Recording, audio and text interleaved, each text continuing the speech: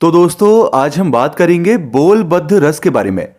अब ये बोलबद्ध रस के क्या फायदे हैं, कैसे आपको लेना है, इसके इंग्रेडिएंट्स क्या हैं, साइड इफेक्ट क्या है, ये सारी जानकारी जो है आज की इस वीडियो में आपको दूंगा। दोस्तों ये जो बोलबद्ध रस है इसे बहुत सारी कंपनियां बनाती हैं, जैसे कि बैद्यनाथ हो गई, डाबर हो गई, उंझा हो गई, बेसिक आयुर्वेदा हो गई आदि, और भी कई कंपनियों का ये आता है। तो आप चाहें तो किसी भी कंपनी का ले सकते हो।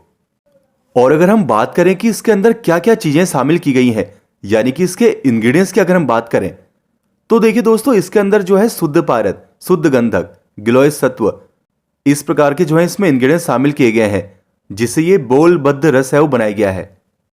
तो फायदों की अगर हम बात करें तो दोस्तों शरीर में कहीं से भी होने वाली ब्लीडिंग में इसके इस्तेमाल से फायदा होता है।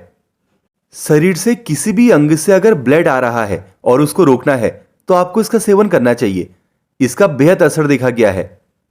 पित्त बढ़ जाने के कारण नाक से जो ब्लड यानी खून आता है, यानी नकसीर में भी जो है इसका बेहद असर देखा गया है। उस कंडीशन में भी ये फायदेमंद है। या फिर आपको बवासीर है, बवासीर के कारण भी आपने देखा होगा काफी जो है ब्लड आता है, खूनी बवासीर है, तो उस कंडीशन में भी आप जो है इसको ले सकते हो।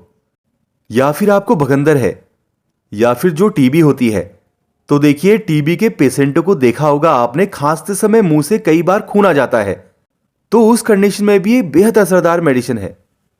इसके अलावा देखिए महिलाओं के गर्भाशय में किसी ना किसी प्रॉब्लम की वजह से कई बार ब्लड आना शुरू हो जाता है, या फिर पीरियड्स के दौरान ओवर ब्लीडिंग होता है, ब्लड रुकता नहीं है, तो उस कंडीशन में भी इसके सेवन से फायदा देखने को मिलता है।